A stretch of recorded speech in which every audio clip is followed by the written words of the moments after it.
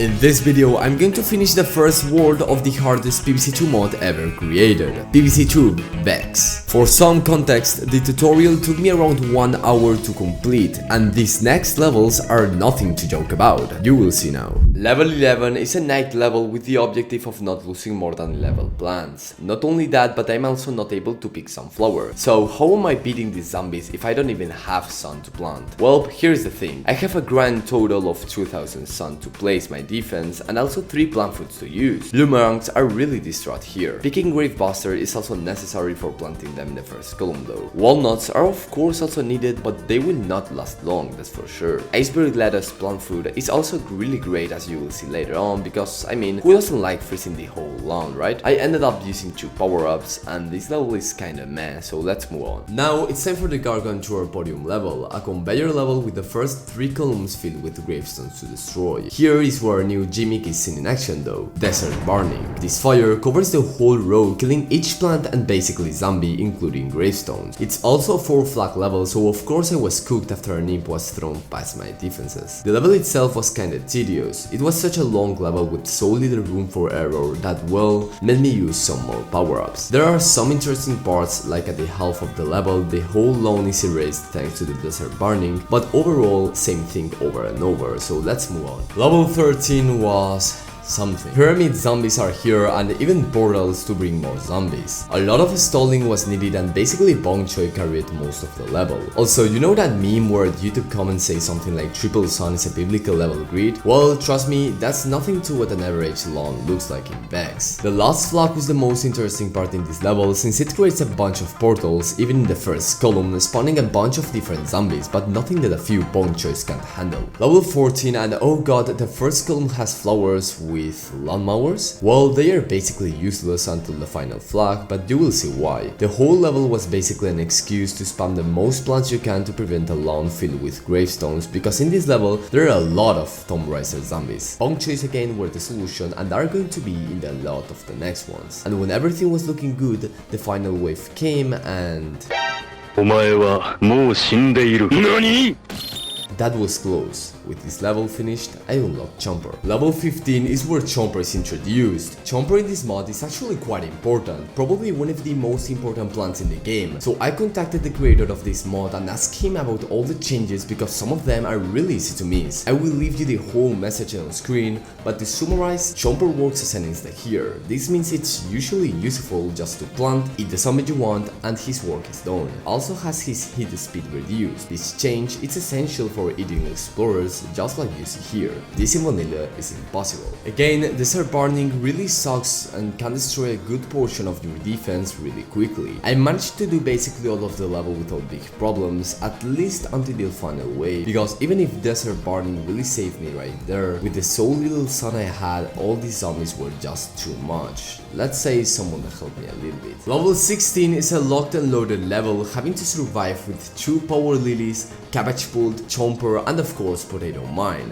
I don't think it's even possible at this point to not pick potato mines on the level. Anyway, first wave, first Gargantuar. Yay! Here you can also see the trio of torchlights, probably the deadliest wave of zombies in this mod. To defeat them, the only cheap way without using plant foods is having a nearly perfect timing with potato mines, as you can see here. This is painful though. I lost so many times to bad potato timing that I wanted to cry at that moment. There is also a lot of times where you will have to place a chomper just in time to eat the explorer zombie. Overall, this was a pretty hard level. I needed to use yet more power-ups because otherwise this video would be released next year. I'm sorry. After unlocking Snoopy, which is now a 200 sun plant, it's time for the level that took me the longest time to beat. Level 17 has the objective of protecting these sunflowers. It's also a night level, so all the sun I got came from the sunflowers itself. All looks okay until the first sandstorm we get is a fucking Gargantuar that if you don't have exactly 2 potato mines, you're basically done. After playing for a bit, I finally managed to find a somewhat okay strategy to use. Snoopy here has a new plant food ability, which is not only chilling all the zombies in its row,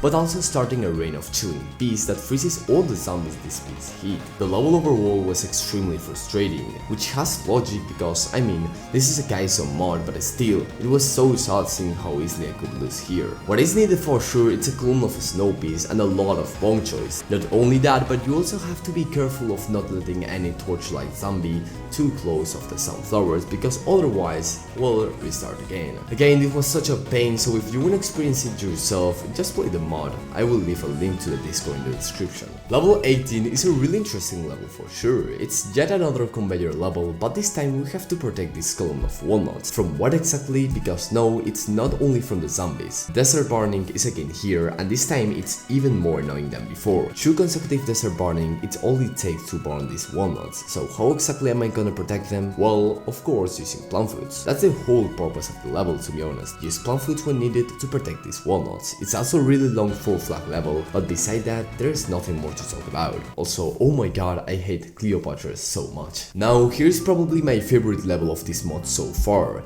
Level 19 introduces the fire tile. This tile not only lights the torch from Explorer, but also speeds up zombies while also dealing light damage. So to summarize in this level, you need a snow piece. That's why we already have planted a column of them and can't pick it in the choose your seat screen. Of course, bunches are not really good here, since Explorer and torchlight zombies can counter him really easy. In this case, Bloomerang is a better option, specifically 2 columns of them. With this and a few good potato mines, the level can be beaten kind of easy, to be honest. Maybe that's why it's my favorite. Yeah, that's probably the reason. After beating it, we unlock Repeater, which is kinda the same as in vanilla. Level 20 has arguably one of the scariest layouts I have seen in a level. Just take a look at all these fire tiles and tell me it's not intimidating. Especially when you also see that there are both Explorer and Torchlight zombies. In these levels, Chomper is, as I said before, an extremely important insta for defeating these Explorer zombies. At around the first flag, the level throws us 2 sandstorms with 2 imps all the way to the house. Luckily though, I still had lawnmowers, so it wasn't a big problem. You can also defeat these imps if you have a repeater and not too many zombies in that row, but yeah. The level also throws you a lot of torch trios, which they are awful to deal with, as I said before. Oh, also Repeater has a new plant food ability. The burst of peas in his lane continues, but instead of shooting one last big pea, he shoots a bunch of bouncy peas, dealing high splash damage all around that row. This level was a straight pain. In level 21, the level picks your plants, and now the only real attacker I had was a simple pea shooter. Also, zombies are not weak, of course, as you can see. The level also has 2 objectives: never have more than 21 plants and destroy 21 gravestones. You see what they did here? Of course, there are not 21 gravestones on the lawn right away. To beat this level, I had to leave enough time for Tomb Raider zombies for them to spawn all the gravestones they can. The level itself was also hard, like all the levels here. The main problem I had here was focusing on not killing Tomb Raider zombies, but still having enough sun and DPS to defeat the zombies instead of using stupid power-ups. Level 22 is a don't let the zombies trample the flowers level. This level overall was kinda okay. It's a level where Bong Choy shines again, but that's generally it. I had some luck because explorers are yet again a big trouble here, but the final flag was where things really got difficult. There were just too many zombies and the lack of walnut really started to show. After beating this level, I unlocked Torchwood, and now get ready for the really final challenge of this world. Level 23, and we are already really close to finishing the first world. The difficulty definitely doesn't let up, as this was one of the levels with the highest number of gargs, especially during the final wave. The strategy here was to use repeaters together with the newly unlocked plant Torchwood. This plant is incredibly important because besides having much more toughness than a regular plant, it ignites an entire lane when it's destroyed, dealing heavy damage to every zombie in its path. The whole level revolves around building as many repeater plus Torchwood lanes as possible to maximize your damage output. On top of that, I used Chomper and Potato Mines for support, just like in the previous levels. Unfortunately, none of that was enough for the final wave, where Garg spawned in every single lane, and after countless attempts, I finally gave up and used power-ups again. And here we are, the final level of the first world. Level 24 throws absolutely everything at you. Every zombie, every gimmick from the world is here, and no, it's not a zombies fight. Instead, you get 4 full flags of pure chaos. The very first wave already starts with 2 Tomb Raider zombies, and just 1 wave later, the trio of Torch zombies is back. Wow, this level really tests everything you learned throughout the previous 23 levels, and you can definitely feel it. You need near perfect potato mine timings, but the biggest problem by far has to be the Explorer zombies. So many times, one of them would hide behind a camel zombie, making it it incredibly difficult to take it out before it burned half of my plants. But let's go back to the very start of the level. Remember when I say the first wave begins with 2 Tomb Raider zombies? Well, I lied. The very first thing that spawns is a single basic zombie, followed by 5 gargantuars in the first column. Yeah, those lawnmowers are already cooked. A really useful trick here is to freeze the gargantuar in the middle lane. That way, the lawnmower doesn't activate immediately, keeping both zombies alive for a little longer and giving you more time to generate as much sun as possible. And that's basically what this level is all about, trying to build 3 columns of repeaters with a column of torch roots in front of them, while stalling for as long as possible using walnuts and potato mines. Overall, I actually had a really good run. I managed to survive about 95% of the level without any major issues, but the final flag was simply too much and I had to rely on a couple of power-ups to finally beat it. Even though it left me with a bit of a bittersweet feeling, I finally cleared the first world of what is probably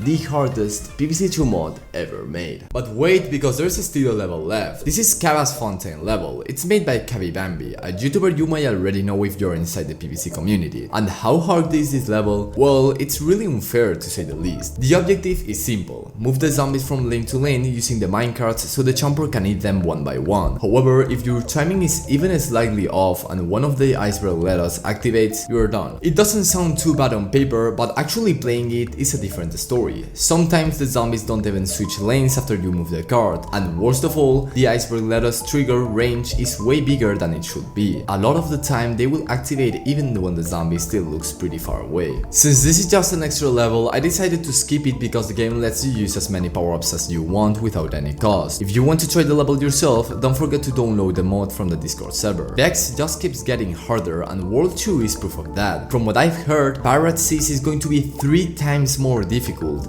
so don't forget to subscribe if you want to see the next part. See ya!